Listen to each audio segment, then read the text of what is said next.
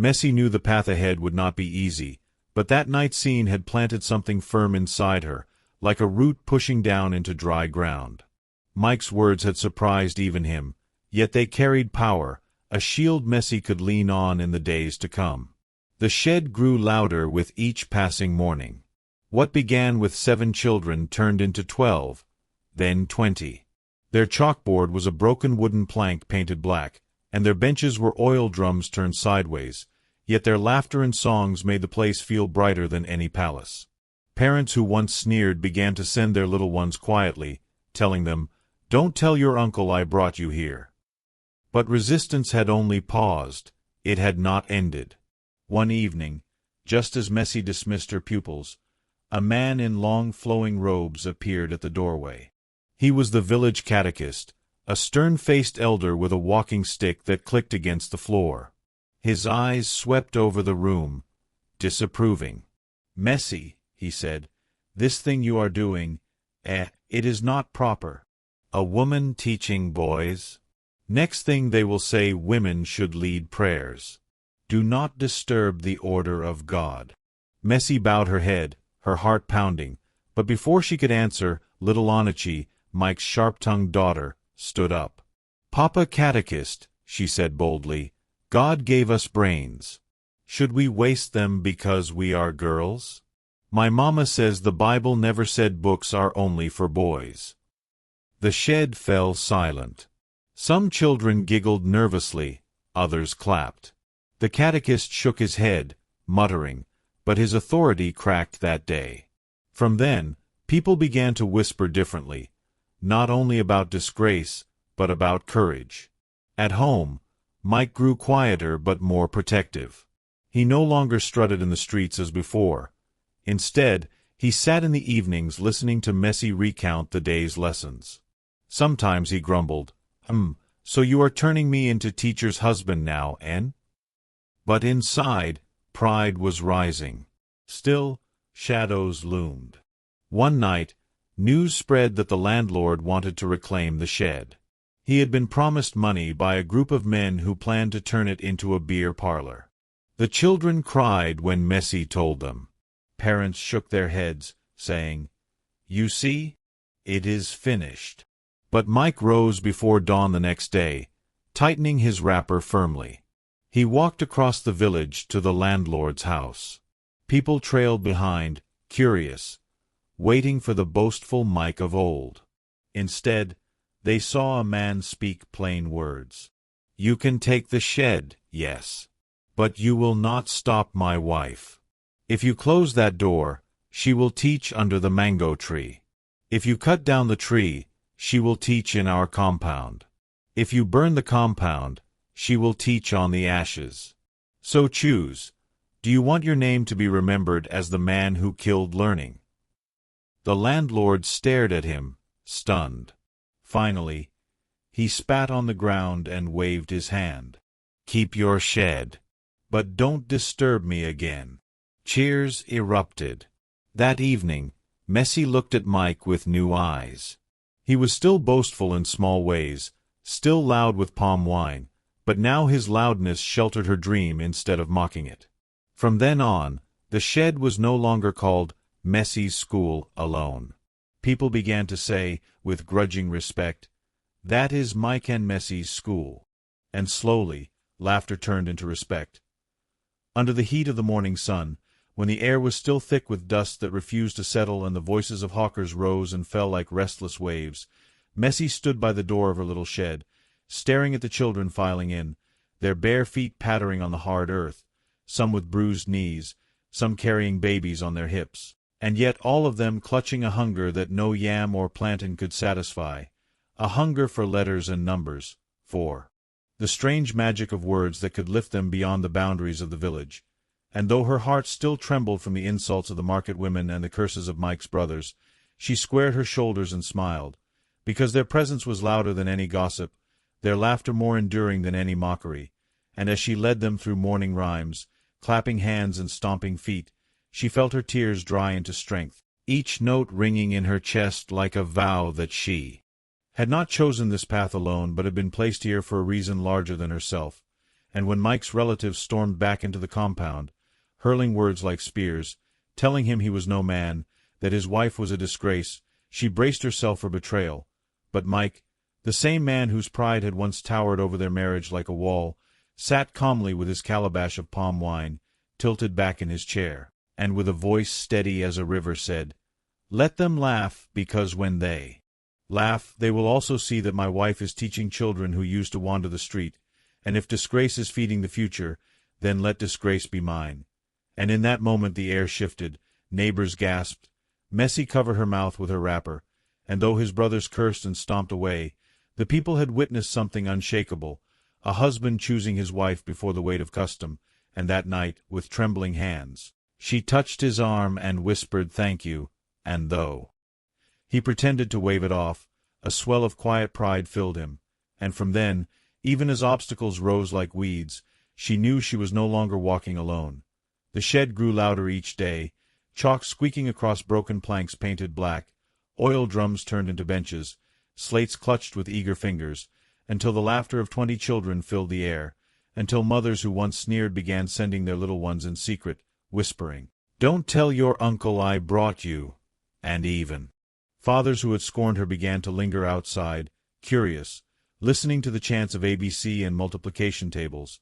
But resistance did not sleep, for one evening the catechist appeared at her door, staff tapping against the earth, his eyes sharp as knives, declaring that a woman had no place teaching boys, that order itself was being disturbed, and though Messie's heart thudded like a drum before she could bow and plead, her stepdaughter Onichi rose with razor tongue and said, "God gave us brains, should we waste them because we are girls? My mamma says the Bible never said books are only for boys." And the silence that followed was a crack in the catechist's authority, and though he muttered his disapproval and left, the children had seen that courage could come from the lips of a girl, and whispers began to shift, some still full of venom, others now carrying respect. And in the evenings, Mike no longer strutted like the cock of the street, but sat by Messie, grumbling in his usual tone. "So now I am teacher's husband, then?" Yet beneath the grumble his eyes softened as he listened to her tales of students spelling their first words, of boys and girls reciting together without shame, and though he still drank, still joked, the boastfulness that once bruised her now shielded her, and soon another storm rose when word spread that the landlord planned to reclaim the shed, having been promised money by men who wanted a beer parlor there, and neighbors shook their heads, saying, "It is finished." Children wept, clutching their slates, but before dawn Mike tied his wrapper, marched across the village, and before the landlord and the gathering crowd declared, "Take the shed, yes, but you will not stop my wife. If you close that door she will teach under the mango tree. If you cut the tree she will teach in our compound. If you burn the compound she will teach on the ashes, so choose. Will your name be remembered as the man who killed learning?" And the landlord, struck silent, finally spat on the ground and waved his hand. "Keep your shed, but don't disturb me again," and cheers erupted, and from that day people no longer called it only Messie's school but Mike and Messie's school, for though she was the heart and mind, his defiance had become the armor, and slowly mockery turned into murmurs of admiration, and though many still gossiped, others now brought gifts of chalk, slates, old books with missing covers, a stool here, a nail there, small tokens that stitched a dream into flesh. The shed grew too small, and soon classes spilled into the yard beneath the mango tree, where sunlight dappled the faces of children singing arithmetic, where mothers passing with water pots paused to listen, where even young men who once mocked leaned against the fence, secretly mouthing the words they had never learned. But with growth came sharper eyes from beyond the village, whispers of officials questioning licenses, of jealous teachers from town scoffing at her lack of training, and still Messie stood each morning, voice ringing, because what she lacked in certificates she carried in fire, and Mike, though still stubborn and boastful, now threw his weight behind her cause, daring anyone to silence his wife, and even when sickness came, when fever swept through the children and neighbors said it was a curse, she knelt by mats with herbs and prayers, teaching gently even as she wiped brows. And when a child recovered and ran again with laughter, people began to call her not only teacher but mother, and the name spread beyond gossip, becoming honor, and in the long evenings, as lantern light flickered in the compound, Messie would lean against the wall, listening to Mike's breathing beside her, and wonder at how far they had come, from scorn to survival, from a shed to a school in spirit, and though the road stretched long ahead, though battles with officials and tradition waited like thorns, she knew that something had shifted forever, that once a flame is lit in the dark, no hand can truly extinguish it, and her heart whispered the same words each night. If God sent me, who can stop me? The mornings in the village came alive with the sound of roosters crowing and pestles pounding yam, with women calling to one another across compounds and the clang of buckets lowering into wells. And in the midst of that rhythm was the softer yet insistent chant of children's voices rising from the shed that had once been mocked as disgrace, their rhymes spilling into the air like a song that could not be silenced, and Messie, who had cried into her wrapper not so long ago, now stood before them with chalk-stained fingers and eyes that glowed with both exhaustion and determination, because each child who sat on an overturned drum or squatted on the floor represented not only a life saved from idleness but a fragment of her own vindication, and though the insults still echoed in her memory. The market woman laughing that she would soon wear trousers and forget her husband, the relatives shouting that she was shaming their name. Each giggle of a child learning to read drowned those voices a little more, until the gossip became like distant thunder, threatening but powerless to stop the rain. And Mike, once the swaggering man whose chest carried pride more than responsibility, had surprised them all, including himself. For when his brothers stormed into the compound ready to crush her dream, it was he who leaned back with his calabash of palm wine and in that calm, unshaken voice declared that if disgrace was feeding the future, then disgrace would be his. And though his words shocked Messie into silence, they also planted a root of courage deep in her chest, a knowledge that she was no longer alone in this fight, that her husband, flawed and boastful as he was, had chosen her side against the weight of custom. And so each evening when she returned from teaching, her voice hoarse, her wrapper streaked with dust, she found his eyes softer than before, his teasing about being teacher's husband, carrying less sting and more secret pride, and in the dark hours of the night when she whispered thank you, she knew their marriage had begun to bend in a new direction, not the brittle hierarchy of old but something like partnership, fragile yet growing. And the children came in greater numbers, some sent secretly by mothers who dared not admit they valued learning, others sneaking in on their own, their little feet dusty from long walks, their stomachs often empty, but their eyes blazing with a hunger that filled Messie with awe, and soon the shed walls strained with their laughter, forcing lessons outside under the mango tree where sunlight dappled their heads and the ground became a chalkboard scratched with sticks, and though neighbors still muttered that she was overturning tradition, even those who once sneered could not ignore the sound of multiplication tables echoing louder than gossip. And yet, resistance wears many masks, and one evening the village catechist appeared, staff tapping the earth, his face grim with disapproval, declaring that women teaching boys was a disturbance of order, a threat to the authority of God. And though Messie's voice caught in her throat, ready to plead or explain, her stepdaughter Onichi rose instead, that sharp-tongued girl who had inherited Mike's boldness, and with eyes flashing said, "God gave us brains. Should we waste them because we are girls, my Mama says the Bible never said books are only for boys." And in that moment silence fell heavier than stone, for the children had witnessed something dangerous yet liberating, a girl speaking back to power, and though the catechist muttered curses and left, his authority was cracked, and people began to whisper that perhaps Messie's teaching carried more than disgrace. Perhaps it carried truth, and so the tide shifted again, slowly, unevenly, with every small victory matched by a new obstacle, until word came that the landlord, lured by promises of money, intended to reclaim the shed and hand it to men who wanted a beer parlor, and despair nearly crushed Messie, for the children wept and neighbors muttered, "It is finished." But before dawn Mike tied his wrapper tight and strode to the landlord's house, a crowd trailing behind to see whether he would roar or retreat, and instead they heard him speak with a strange clarity, saying, "Take the shed, yes, but you will not stop my wife. If you close that door she will teach under the mango tree. If you cut the tree she will teach in our compound. If you burn the compound she will teach on the ashes. So choose. Do you want your name remembered as the man who killed learning?" And the landlord, silenced by this unexpected resolve, spat on the ground and waved his hand, saying, "Keep your shed, but don't disturb me again." And in that moment cheers rose from the crowd, the children danced, And the shed was no longer called only Messie's school but Mike and Messie's school, for though she carried the teaching, he had lent his name and defiance as armor, and slowly respect began to replace mockery, with neighbors bringing small offerings, chalk stubbed at both ends, old slates with cracks, even torn books missing covers. And though the resources were pitiful, they stitched together a vision that grew larger than the shed itself, until classes spilled into mornings and afternoons, until mothers passing by paused to listen, until even young men who once mocked stood shyly at the back, mouthing the letters they had never been taught.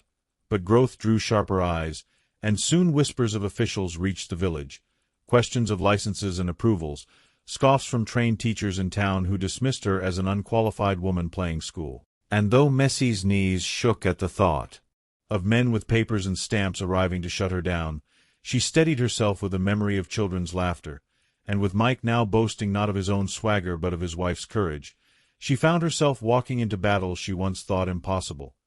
Still, challenges came relentless, like weeds choking a young plant, for sickness swept through the children one rainy season, fever burning their foreheads, and neighbors hissed that it was a curse sent for daring to overturn tradition.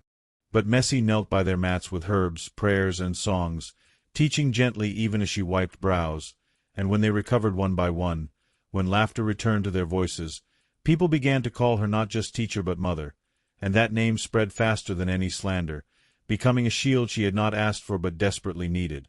And in those evenings, when lantern light flickered across the compound, Messie would sit beside Mike, both of them quiet yet carrying unspoken pride, knowing that something had shifted not just in their marriage but in the village itself, for while custom still clung hard, while whispers still rose, the children's chants had become louder, like a river cutting through stone, unstoppable, and each night as she closed her eyes, she repeated the words that had carried her from tears to defiance.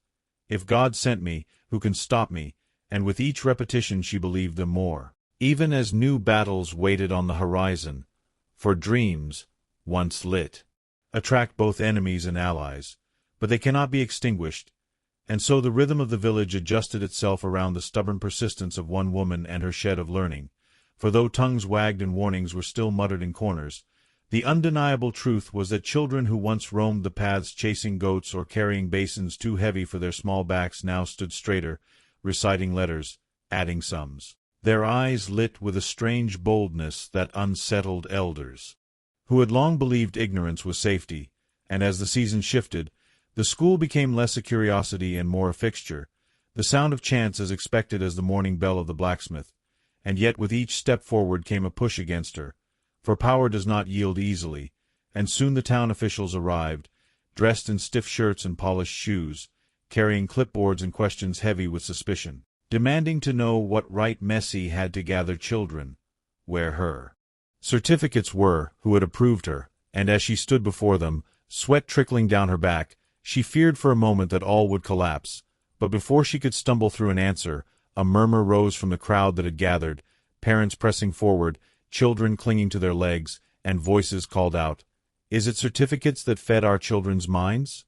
Is it licenses that kept them from the street?" And one mother, her wrapper faded from years of labor, stepped boldly before the officials and declared, "If you close this school, you close our future."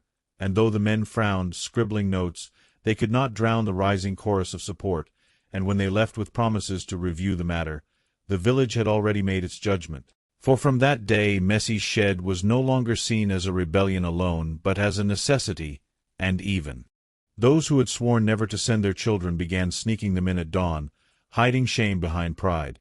Yet challenges multiplied, for growth demanded more than goodwill. It demanded benches, chalk, slates, food for hungry bellies, and there were days Messie wept in secret, feeling her strength thin as the needs grew, but each time she faltered, Mike, who once measured himself by the loudness of his boasting, found himself carrying benches on his back, bargaining in markets for chalk, standing guard when drunken men mocked, and in his small, stumbling way, he became a pillar she leaned on, though he still pretended it was nothing, still clearing his throat as if pride did not swell in him each time neighbors called the place Mike and Messie's school. And so their marriage deepened in ways neither had imagined, their laughter returning in quiet moments, their arguments now less about pride and more about survival, until even Onichi, the the sharp-mouthed daughter, began to soften. Her razor words now used to defend the school instead of cut at her stepmother, and together they formed a strange, unshakable front. Still, storms came. For one dry season a wealthy man from town, seeking to establish his own academy, offered the landlord money again, this time enough to tempt him beyond words, and though Mike confronted him once more, the man only sneered, saying, "Love will not feed you, and your wife's stubbornness will not pay rent." And it seemed the shed would indeed be lost, until the children themselves marched, tiny feet pounding dust, carrying slates above their heads, chanting their lessons through the village streets, and the spectacle drew such a crowd that traders abandoned stalls to follow, drummers began to beat rhythms in support, and the procession wound its way to the landlord's door, where the sight of 30 voices shouting alphabets shook even his greed, and he threw up his hands, saying, "Keep it, before you burn my compound with your noise." And thus the shed was saved again, this time not by Mike's words or Messie's tears, but by the defiance of children who had tasted knowledge and refused to let it go. And the story spread beyond the village, reaching ears in neighboring towns, until visitors arrived, curious to see the woman who had turned disgrace into a movement, some bringing small donations, others only questions, but all leaving with respect, and slowly, painfully, the shed transformed, its roof patched with tin sheets gifted by a grateful father, its walls reinforced by young men who once mocked but now volunteered, its floor smoothed with clay packed by mothers who wanted their children to sit without dust. And though Messie still wore the same faded wrappers, still tied her hair with plain cloth, she walked with a straighter back, her eyes fierce. For she had seen what persistence could carve from stone. Yet even in triumph, she never forgot the nights of crying, the sting of insults, the weight of fear, and so she carried humility in one hand and fire in the other, knowing the journey was far from over, for officials could return, sickness could spread, money could vanish. But one truth had rooted so deep that no storm could tear it out. Once a child has learned to spell their name, the world can never again convince them they are nothing. And as Messie looked at her growing crowd of students, their voices weaving into the pulse of the village, she whispered again, not to the crowd, not even to Mike, but to herself and the God she served, "If God sent me, who can stop me?" And the words no longer trembled but rang like a bell, steady and sure, echoing into a future she could not yet see but was determined to reach. And as the years folded one into another, the rhythm of the shed school became as constant as sunrise, its chants weaving into the daily music of the village, so that travelers passing through would pause, surprised to hear a chorus of young voices echoing lessons under a mango tree or spilling from the patched shed whose tin roof glimmered like a badge of defiance. And soon the story stretched far beyond the dusty paths, carried on the lips of market traders to the next town, then whispered in bus parks by drivers who had seen children recite with shining eyes, until it reached the ears of a journalist from the city, a young woman named Adiz, who came one blazing afternoon with her notebook and her questions, expecting perhaps a tale of quaint resistance. But what she found unsettled her, for in the cramped room and the shaded yard were children who should have been condemned to silence, now speaking boldly, girls raising hands with confidence, boys writing words their fathers could not read, and at the center stood Messie, wrapped in her simple cloth, chalk dust on her hands, her voice firm as a drumbeat, guiding the chaos with grace, and Adiz's pen could hardly keep pace, for here was a story that broke stereotypes and cracked the silence of centuries, and when she published her article in the city paper, the headline blared, "Woman of the Shed, Teaching the Future Against All Odds."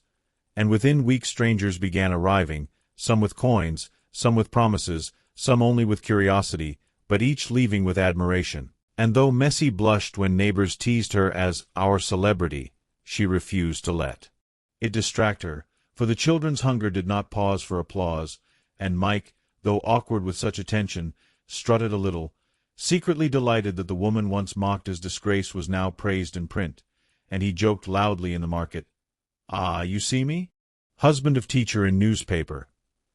Yet behind the jokes he labored harder, fetching planks, hauling stones, guarding against envy that still festered in dark corners, for not all celebrated their rise, and there were whispers that outsiders bringing money might corrupt her, that recognition might make her forget her place, and one evening a group of elders summoned her, warning that fame could bring pride, that too much light invites envy from spirits, But Messi bowed respectfully and said, "If envy will come, let it meet me teaching." And she returned to her shed with a calmness that silenced even the sharpest tongues, for there was no weapon sharper than consistency, no shield firmer than humility. And the school grew, slowly but steadily, with the addition of new benches built by grateful fathers, a water pot kept cool under the tree, slates bought with coins pooled by mothers. Until one day a benefactor from the city arrived, moved by Adi's story, and offered funds to build a larger structure, promising cement walls, proper desks, even uniforms, and while neighbors gasped with joy, Messi's heart clenched with doubt, for she feared that too much too quickly might swallow the fragile spirit of what they had built. But Mike, whose pride once bruised her, now surprised her again, saying, "Woman, do not fear when blessing knocks, open the door." And so with trembling hands she agreed. And soon the sound of hammers and shovels filled the village, dust rising as boys and men labored, women carrying water, children watching wide-eyed as the outline of a true school emerged.